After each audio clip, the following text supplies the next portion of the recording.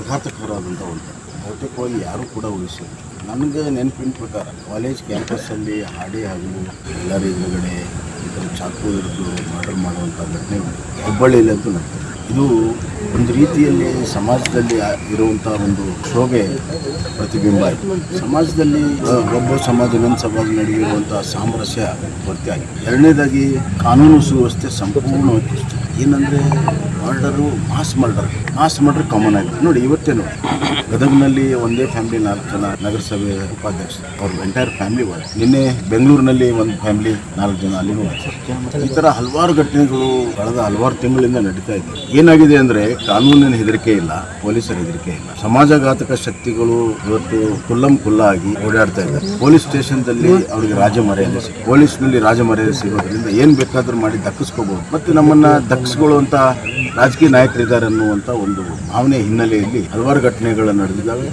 ಇದು ಆ ಮಗು ಏನು ತಪ್ಪಿಲ್ಲ. ಪರೀಕ್ಷೆ ಬರುವಂಥ ಸಂದರ್ಭದಲ್ಲಿ ಈ ಥರ ಆದರೆ ಮಕ್ಕಳಲ್ಲಿ ಯಾವ ರೀತಿ ಭಯ ಹುಟ್ಟಿದೆ ಮತ್ತು ಪಾಲಕರಲ್ಲಿ ಮಕ್ಕಳನ್ನ ಕಾಲೇಜ್ ಕಳಿಸುವಂಥದ್ದು ಎಷ್ಟು ಸುರಕ್ಷತೆ ಅನ್ನುವಂಥ ಒಂದು ಪ್ರಶ್ನೆ ಸರ್ಕಾರ ಇದನ್ನು ಭಾಳ ಗಂಭೀರ ತಗೋಬೇಕು. ಯಾರದೋ ವೈಯಕ್ತಿಕ ಸಂಬಂಧ ಎಲ್ಲ ಇದೆ. ಇಡೀ ಸಮಾಜಕ್ಕೆ, ಇಡೀ ನಮ್ಮ ರಾಜ್ಯಕ್ಕೆ ಸಂಬಂಧ ಇರೋದು. ನನಗನ್ನಿಸ್ತಾ ಇದೆ ಮುಖ್ಯಮಂತ್ರಿಗಳು ಒಂದು ಟ್ವೀಟ್ ಮಾಡಿ ತಮ್ಮ ಜವಾಬ್ದಾರಿ ಮುಗಿತು ಅನ್ನುವಂಥದ್ದು ಸರಿಯಲ್ಲ. ಏನೇ ಆದರೆ ಒಂದು ಟ್ವೀಟ್ ಮಾಡಿಬಿಟ್ರೆ ಮುಗಿತು ಅನ್ನುವಂಥ ಮನೋಭಾವನೆ ಇವತ್ತು ಈ ಸರ್ಕಾರಕ್ಕೆ ಸರಿಯಲ್ಲ. ಇದ್ರ ಹಿನ್ನೆಲೆ ಏನಿದೆ ಮತ್ತು ಅವ್ರಿಗೆ ಬೆಂಬಲ ಕೊಡ್ತಿರುವಂಥ ಶಕ್ತಿಗಳನ್ನು ಕೂಡ ದಮನ ಮಾಡಿ. ಇಲ್ಲ ಇದ್ರೆ ಇದು ಮುಂದಿನ ದಿನಗಳಲ್ಲಿ ಸಮಾಜದಲ್ಲಿ ಭಾಳ ದೊಡ್ಡ ಒಂದು ಸಂಘರ್ಷಕ್ಕೆ ನಾಂದಿ ಆಗಿದೆ. ಇದನ್ನು ಒನ್ ಆಫ್ ಕೇಸ್ ಅಂತ ತಗೋಬಾರ್ದು. ಇದರ ಹಿಂದಿರುವಂಥ ಪರಿಣಾಮಗಳು, ಮುಂದಾಗುವಂಥ ಪರಿಣಾಮಗಳು ಬಹಳ ಮುಖ್ಯ.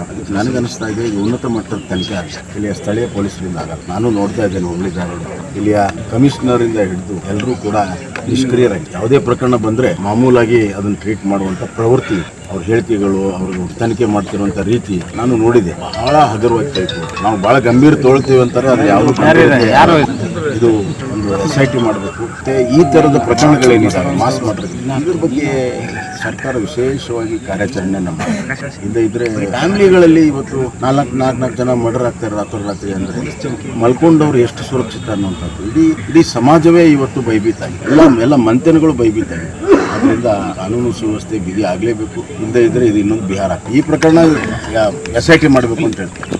ಸ್ಪೆಷಲ್ ಇನ್ವೆಸ್ಟಿಗೇಷನ್ ಟೀಮ್ ಎಕ್ಸ್ಪರ್ಟ್ಸಿಂದ ಹಿಡಿದು ಸೀನಿಯರ್ ಆಫೀಸರ್ ನೇತೃತ್ವದಲ್ಲಿ ಇದು ಈ ನಮ್ಮ DGP ಕ್ರೈಮ್ ಅವರು ಇದನ್ನು ವೈಯಕ್ತಿಕವಾಗಿ ಆಸಕ್ತಿ ಇಲ್ಲಿ ಲೋಕಲ್ ಪೊಲೀಸಿಗೆ ಬರಬಾರ್ದು.